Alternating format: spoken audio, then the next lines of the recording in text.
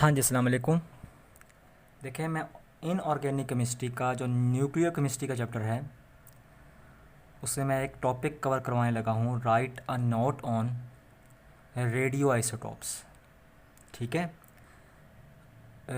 इसमें जो है आपने एक तो ये दो पॉइंट्स आपने तैयार कर लेने हैं, और दूसरे नंबर पर मैंने पहले से एक वीडियो बना के रखी हुई है इनऑर्गेनिक केमिस्ट्री की, प्लेलिस्ट में आपको मिल जाएगी, यूजेस ऑफ रेडियो आइसोटॉप्स। ये दो टॉपिक्स लिखने के बाद आपने डायरेक्ट किस पे चले जाना है, यूजेस ऑफ रेडियो आइसोटॉप पे चले जाना है, जो कि मैंने पहले से एक वीडियो बना के रखी हुई है। तो आज right a note on radio isotopes के मैं सिर्फ 2 पॉइंट्स डिस्कस करूँगा आपके साथ, और जो तीसरा पॉइंट है यूजेस ऑफ रेडियो आइसोटॉप्स वाला, वो आपने वीडियो में देख लेना है जो पहले से बनी हुई है। ठीक है। आइसोटॉप्स के बारे में वो कह रहा है, atoms of same element whose nuclei contain the same number of proton but different numbers of neutron। कहता है आइसोटॉप असल में क्या होते हैं, ये एक ही जैसे एलिमेंट्स के एटम होते हैं जिनका न्यूक्लियस जो है एक तरह के प्रोटॉन पर मुश्तमिल होता है, लेकिन न्यूट्रॉन की तादाद मुख्तलिफ होती है। ठीक है। कहता है इनका एटॉमिक नंबर एक जैसा होता है मगर मास नंबर मुख्तलिफ होता है। तो सबसे पहले तो मैं आपको बताता हूँ एटॉमिक नंबर एक जैसा कैसे है। ये देखें, हाइड्रोजन में यहाँ भी ये हाइड्रोजन के 3 आइसोटोप हैं, ये ऑक्सीजन के 3 आइसोटोप्स हैं, ये यूरेनियम के 3 आइसोटोप्स हैं। देखें, हाइड्रोजन में आपको नीचे 111 नज़र आ रहा है, इसका मतलब इनका एटॉमिक नंबर क्या है, 1 है। मास नंबर मुख्तलिफ है, 1 2 3। ठीक है। इसमें ऑक्सीजन में देख लें, एटॉमिक नंबर एक जैसा है, 8 8 8, मगर मास नंबर मुख्तलिफ है, 16 17 18। इसी तरीके से यूरेनियम में देख लें आप, एटॉमिक नंबर एक जैसा है मगर मास नंबर मुख्तलिफ है। ठीक है। इसमें वो कहता है नंबर ऑफ़ प्रोटॉन एक जैसे होते हैं। जो एटॉमिक नंबर होता है यही प्रोटॉन को ज़ाहिर करता है, यही इलेक्ट्रॉन को ज़ाहिर करता है। ठीक है। तो कहता है प्रोटॉन आपको एक जैसे नज़र आएंगे। प्रोटॉन आपको, अगर मैं सिर्फ और सिर्फ हाइड्रोजन की एग्जांपल लेके दिखाता हूँ आपको, तो प्रोटॉन सब में एक है। न्यूट्रॉन जो हैं सब में मुख्तलिफ होंगे। ठीक है। इसमें अगर देखें नीचे 1 तो ऊपर भी 1, ये भी प्रोटॉन को ज़ाहिर कर रहा है, मगर इसका मतलब इसमें जो है न्यूट्रॉन जो है 0 है। ठीक है। और जब आप हाइड्रोजन लिखेंगे, ये देखें हाइड्रोजन है, अब इससे अगला वाला केस प्रोटॉन, मैंने दोबारा प्रोटॉन लिख दिया, प्रोटॉन में एक ऐड कर दिया तो 2 बन गया। ये जो 1 है ना, ये मैंने 1 एक्स्ट्रा ऐड किया, ये क्या है, न्यूट्रॉन को ज़ाहिर कर रहा है। ठीक है। तो पहले में जो थे हाइड्रोजन के पहले आइसोटोप में न्यूट्रॉन 0 थे।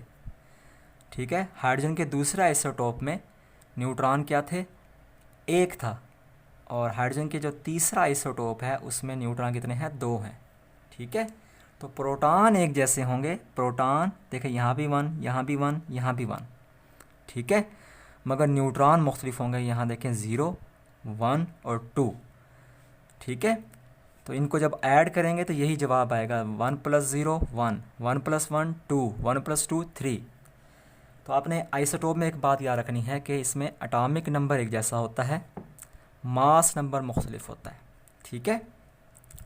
प्रोटॉन एक जैसे होते हैं मगर न्यूट्रॉन मुख्तलिफ होते हैं। ठीक है। न्यूट्रॉन की तादाद मुख्तलिफ होती है। फिर हम आते हैं रेडियो आइसोटोप की तरफ।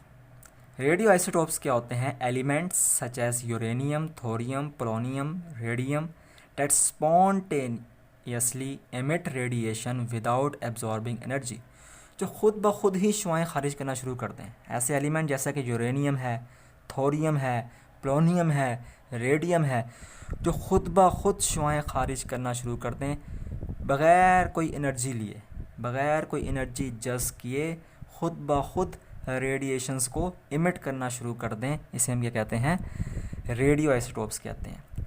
The radiation emitted by the radio isotopes are alpha, beta and gamma rays. जो रेडिएशंस इमिट करते हैं ये ये 3 किस्म की रेज़ हो सकती हैं। ये अल्फ़ा रेज़ भी हो सकती हैं, ये बीटा रेज़ भी हो सकती हैं, ये गैमा रेज़ भी हो सकती हैं। Alpha, beta, gamma rays.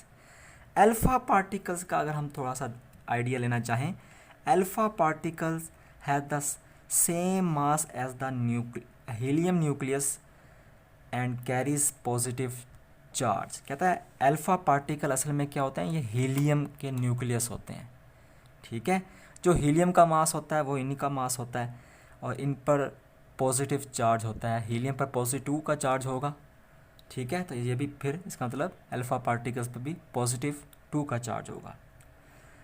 Beta particles के बारे में बता रहा है, electric charge and mass of beta particles shows that it is an electron. कहता है बीटा पार्टिकल्स के चार्ज और मास से ये पता लगता है कि असल में ये इलेक्ट्रॉन्स हैं और इनकी वेलोसिटी कहता है अल्फ़ा पार्टिकल्स के मुकाबले में 10 गुना ज़्यादा होती है।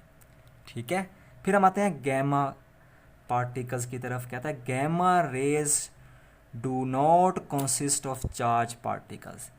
इन पर कोई चार्ज नहीं होता। ठीक है, ये ऐसे पार्टिकल्स होते हैं जिन पर कोई चार्ज नहीं होता। दे आर हाईली एनर्जेटिक, लेकिन इनकी एनर्जी बहुत ज़्यादा होती है। तो मैंने रेडियो आइसोटोप्स के बारे में बताया कि ऐसे एलिमेंट जैसे कि यूरेनियम है, थोरियम है, पोलोनियम है, रेडियम है, ये खुद ब खुद रेडिएशंस को, शुआओं को खारिज करते हैं विदाउट एब्जॉर्बिंग एनर्जी, बग़ैर एनर्जी को जज़्ब किए हुए। ये रेडिएशन को खुद ब खुद जो है एब्जॉर्ब करते हैं, बग़ैर किसी एनर्जी को जज़्ब किए ये खुद ब खुद रेडिएशंस को एमिट करना शुरू कर देते हैं। जो रेडिएशंस ये एमिट करते हैं वो अल्फ़ा, बीटा, गैमा रेज़ हो सकती हैं। ठीक है, अल्फ़ा रेज़ का मास और चार्ज हीलियम न्यूक्लियस वाला होता है, इस पर पॉजिटिव चार्ज होता है, इसका मास भी हीलियम के न्यूक्लियस वाला ही मास ये रखता है। बीटा पार्टिकल्स पर जो चार्ज होता है, जो मास होता है, ठीक है, ये असल में इलेक्ट्रॉन वाला होता है। इसका मतलब ये बीटा पार्टिकल्स, बीटा रेज असल में क्या है, इलेक्ट्रॉन्स हैं और इनकी रफ्तार जो है अल्फ़ा पार्टिकल के मुकाबले में 10 गुना ज़्यादा होती है। गैमा रेस पर कोई चार्ज नहीं होता मगर ये हाई एनर्जी जो है रेज होती हैं।